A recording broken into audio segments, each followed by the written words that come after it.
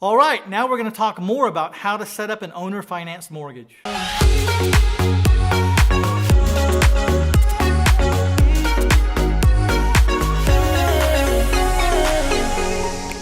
So if you missed the beginning part of this segment, make sure you click on the link below and listen to part 1. So before I move on to the next point, if this type of information is helpful for you, please hit that like button right now, and then I'm going to go on to the next piece.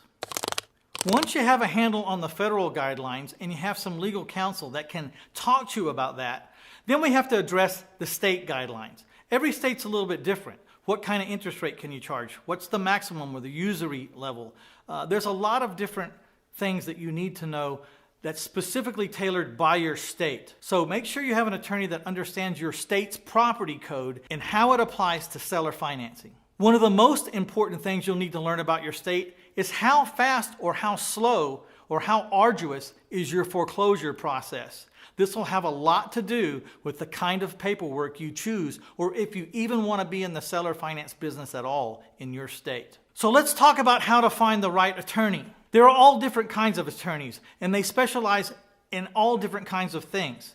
The last thing you want to do is get a general attorney to deal with a very specific real estate problem. Let's try to find someone who specializes in the problems that we're trying to address. For example, there's eviction and foreclosure attorneys. There's probate attorneys. There's title attorneys. There's attorneys that have to do with defending you in court, and then there's attorneys that have to do with contractual law. Pick the attorney that's specific to what you need, because you do need an expert in all these different departments. I have many attorneys for many different things. I don't call an eviction attorney to tell me how to draw up a lease option, okay? You just wouldn't do that. People specialize in certain things, and we want to make sure we find that specialist. Also remember that there's a whole lot of attorneys out there, and every single one of them have a different opinion. Not every law or rule or regulation is black and white, and there are opinions. And if you don't find the opinion you want at first, keep asking and keep checking with other attorneys until you start to find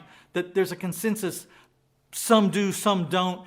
If that's the case, then start talking to the ones that do what you want to do and ask them, I understand that you believe this can be done. How are you going to defend me? These attorneys say it can't be done. Why do they believe that, and how are you going to defend against their viewpoints? If you just listen to one attorney and take the first answer you get, you'll be shut down all the time, either on one subject or another. We have to find specialists that know better, that have looked at case law and have specific reasons why they believe the other attorney is wrong in their assessment of how you can go forward. The most important thing that we all need to know in life about any topic is there's usually a way to get something done, legal and fair and right. We just have to sit down with smart enough people who have been there long enough to know how we might navigate through this process to get done what we want to get done.